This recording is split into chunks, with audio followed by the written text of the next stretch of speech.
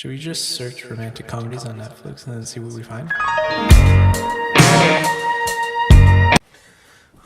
Hello and welcome back. So before we kick off our film review, it's been a very stressful day. Mainly because this morning I decided to try out my sister's scales, and I got on them, and either they're break or I'm fat, and as she assures me they're not breaking, it means I'm fat. So any diet tips, send them this way.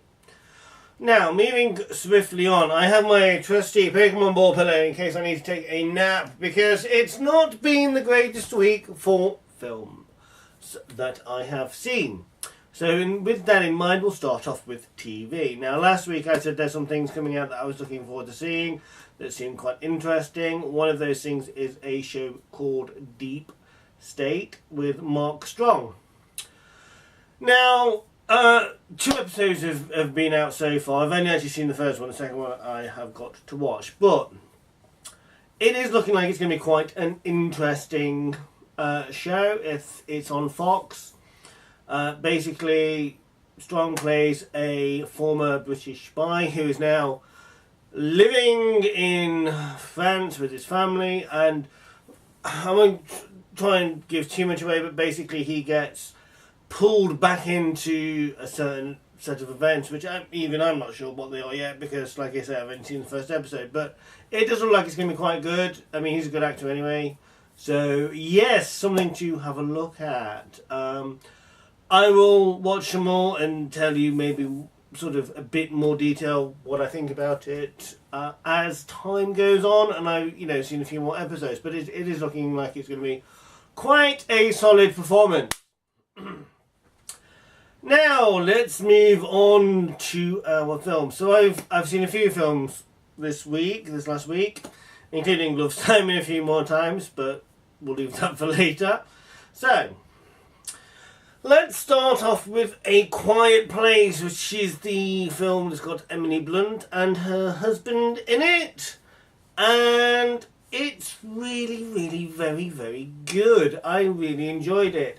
It's sort of a thrillery horror style thing, and it's really weird if you have seen it or if you haven't seen it or if you're going to go and see it.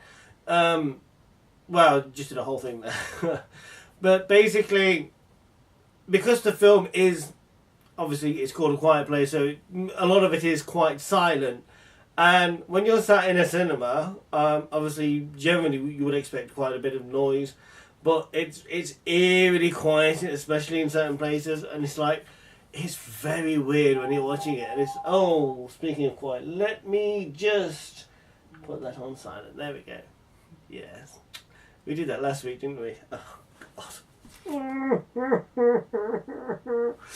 Anyway, yeah. So yeah, A Quiet Place. It basically, without giving too much away, the human race is certainly in trouble. Quite a lot of it is now dead and has been basically eaten, attacked or killed. I'm trying not to give too much away. I'm probably giving more away than I want to, really. But basically, the film is all about this particular family and events and things that happen to them and how they deal with it. It's quite a good film, and what I did like about it, but one thing that sort of normally, sometimes with these films, everybody will survive, and I'm not going to tell you who dies, but somebody does die, and it's somebody from your main cast of family. So that in itself is quite interesting. Although it is one of those sort of selfless, I'm sort of giving too much away. Go and watch it though, if you haven't seen it already. It is a really, really, really good film. So, let us move on to our next one. Truth or Dare. Now, again, this is sort of a horror style film. Now, I'm not a big horror fan. It has to be said. I generally find sort of, particularly horror films quite dull, boring. They don't. Not sure how to put it. They don't really do anything for me. But I am willing to make these sacrifices just for you. So, but this film actually, when I saw the trailer for it, I thought it looked quite interesting, and I was really quite excited to see it. So I was hoping for good things, and unfortunately, it was quite disappointing. Although it did have a nice sort of twist at the end. Obviously, I won't tell you what it is because obviously I always ruin the whole film if you haven't seen it. But oh yeah, I'm sorry. It's quite late. I've got a bad throat and I've had a very blah day. Anyway, sorry, you don't need to know about that. That's not this for this video. That's for another video coming soon. Yeah, maybe we'll see. Anyway, so yeah, truth or dare, I don't know what I expected from it really, but it didn't give me what I was wanting. It's very difficult to explain. I just found, I don't know, it just really didn't, I just found it lacking. It just really didn't do anything for me. I can't really explain why it didn't, what was missing, but I was just expecting something more from it. You know, just a bit more, well, not excitement, but a bit more sort of thriller, a bit more sort of suspense, and then just really didn't seem to get that. Like I said, the twist at the end was quite nice. Well, not quite nice, because it was obviously, again, without trying to give it away, you know, it sort of unfortunately means everybody's in trouble. But yeah, I don't know, it just really didn't do anything for me. I mean, obviously, people might think differently, so we shall move on. So let's talk about Blockers. Now, this is a comedy, apparently. It is basically based on a group of parents trying to stop their teenage children from doing it when they find out they have a pact to lose their virginity on their prom night. Now, it does have sort of the odd bit of that's quite funny, but for the most part it's fairly flat. The story just doesn't really work very well. It's just not, it's supposed to be a comedy and it's not funny. That's its biggest problem.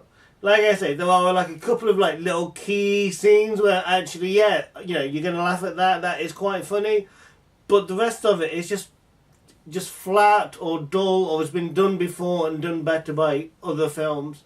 So I found this really disappointing, and when I was watching it, I was just like, I'm not enjoying this at all. It's just, and I spoke to a couple of other people and they sort of said the same thing. They, you know, there was the occasional joking that they thought was really funny, but for the most part they just found it really flat, quite dull, and just regurgitating things and not very well that other films have done in the past. So that gets a big thumbs down. I didn't rate any others, did I? Deep State will give a thumbs up. Obviously, A Quiet Place will give a big thumbs up. We'll give that a 4 out of 5. Yeah, 4 out of 5. Truth or Dare, give it a 2 out of 5. Blockers gets like half a star, half a whatever, half a thumbs up. You know, because it's, you know, wow. If you're gonna make a comedy, make it funny, I think are the rules. So, bringing me swiftly on to my final film.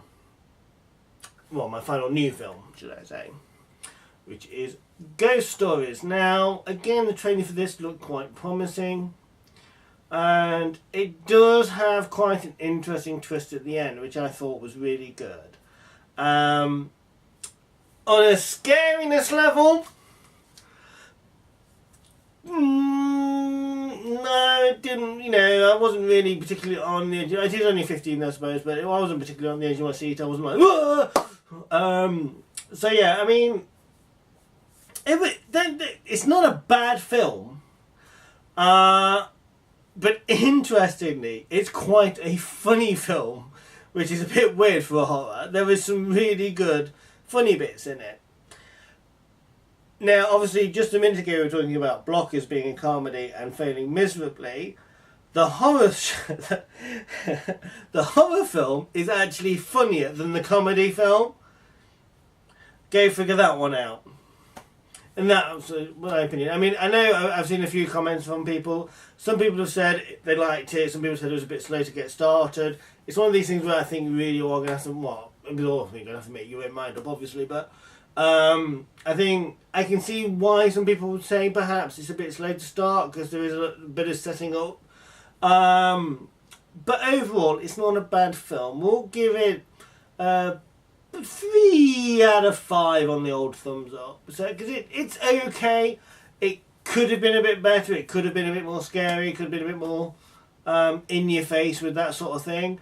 But the twist at the end is quite good. The overall story is reasonable. And the way it's all set up is quite good because basically our main character is sent off to investigate three sets of events basically, and then these events all pile into sort of the twist at the end and everything else that sort of happens without giving too much away. So that is that. It is quite, like I say, it is quite good, and it does have some really funny bits in it as well, which for a horror I thought was brilliant. You know, so it is quite well done. Like I say, it could be a bit more edgy, but you can't have everything. So yeah, not a bad film. Sorry, I don't know what I've done. I've got a really sore throaty thing here, so I do apologise.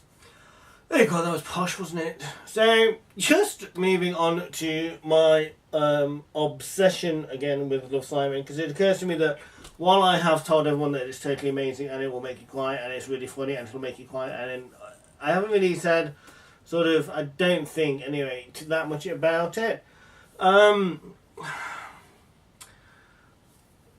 It's on a par with the book. Like I say, I have been to see it a couple more times now, and every time I've always cried at some of the same. Well, not cried, but like there's been tears at some of the same scenes. Primarily the bit at the end and the bit that apparently, so I found out, Jennifer Garner had put into the film, which is where her character is talking to Simon. That bit's just like, ooh. But anyway, moving on. Well, not quite that bad. There's slight exaggeration. Artistic interpretation. That's the word I'm looking for, I think. Anyway, moving on.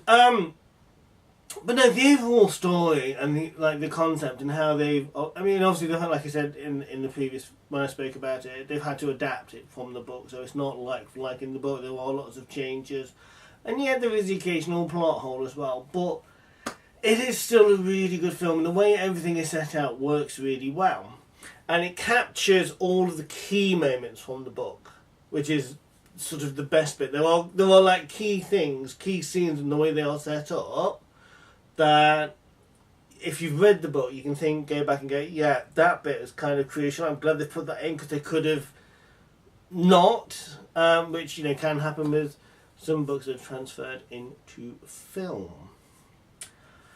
Now, I will stop obsessing about this film now and talk about something else. So what I'm just going to quickly mention is something I am looking forward to. Obviously, people, I'm sure, will be familiar with the Ocean's 11 film, the original and the remake with George Clooney. Obviously, there is a new Ocean's film out, Ocean's 8, with an all-female cast, with Sandra Bullock playing Danny Ocean's, I'm presuming, sister. I'm hoping so, anyway. Now, I'm a big Sandra Bullock fan. I like Sandra Bullock. I think she's awesome. Mainly because, she's awesome. So I am looking forward to this. Obviously the trailer's been out for a bit now and it does look really good. So that's something I am excited to see that is coming up in the future. So I haven't actually had time to watch sort of any of my film collection this week. But that is not going to stop me from talking about a classic. What we are going to go for this time is A Few Good Men. Now, this is a military film, but not in the terms of sort of war and things like that. It is a courtroom drama. It's a Tom Cruise film. It is one of his best films, in my opinion. And even the fact that Demi Moore is in it does not wreck it. I know that is surprising. Is that too harsh?